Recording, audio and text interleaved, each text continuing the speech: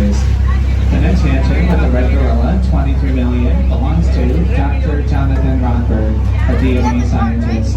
What does DNA stand for? Do not answer. Okay. La mansión de al lado con el gorila rojo, 23 millones, le pertenece al doctor Jonathan Rothberg, un científico de ADN. ¿Qué significa ADN? Ahora digan no, creo yo. Now, the 6 islands on your left are known as the Venetian Islands.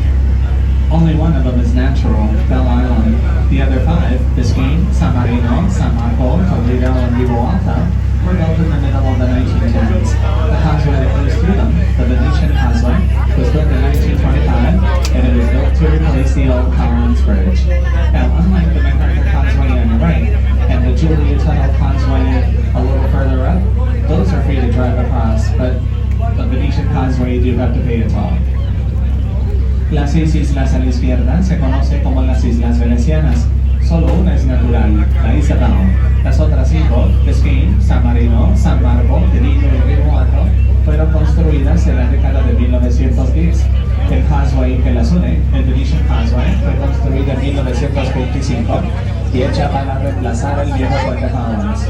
Ahora, este puente Causeway a la derecha y el Julia Tuttle Causeway, que está más al norte, esos sí son gratuitos para cruzar. Mientras que el Venetian Causeway hay que pagar peaje. Also on your left, we have a white square mansion with palm trees and bushes in front. Belongs to Mexican singer Paulina Rubio. Tenemos otra mansión a la izquierda, es blanca, cuadrada, con palmeras y arbustos por delante, que pertenece a la cantante mexicana Paulina Rubio. Sally, do you have any Miami residents on board? Any locals? Looks like either no, or if I ask in Spanish, we'll get the actual answer. Then let me just tell you straight up the Miami story, because this is the only major U.S. city founded by a woman. Her name was Julia Tuttle. She was a widow farmer from Cleveland. Once upon a time, there were 7 dwarfs. But that is no right story. Once upon a time, there was a story that kept going. Now there's another ending story. Once upon a time, 1890s, Henry Flagler, one of the owners of the Standard Oil Company, started building Florida's first major railroad system, the Florida East Coast Railway. And at the same time, he was building towns, cities, and hotels along the way. But when he got to the city of West Palm Beach, he had to stop the construction of the line. It got so cold up in that city that the main product of income, which is also Florida's most famous fruit, can anybody tell me what's Florida's most famous fruit?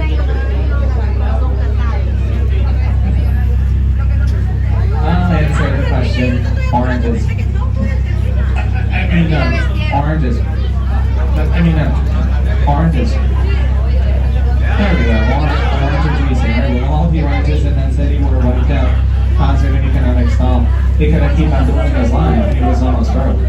However, his friend Julia Tuttle and her farm down here, she had plenty of oranges, but they weren't affected because I called it a meteor. So she sent Flagler a branch from an orange grove tree with orange blossoms to convince him to keep on building his line. It worked. He brought the line here 1 year later, and on July 28, 1896, the city of Miami was founded. Sadly, Julia only lived 2 more years. Flagler stayed around and helped to develop the city, and then kept building his line until he reached Key West in 1913.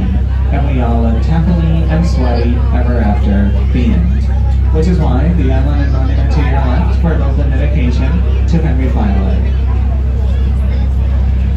¿Sabían que Miami, Florida es la única ciudad en los Estados Unidos, la única ciudad grande fundada por una mujer?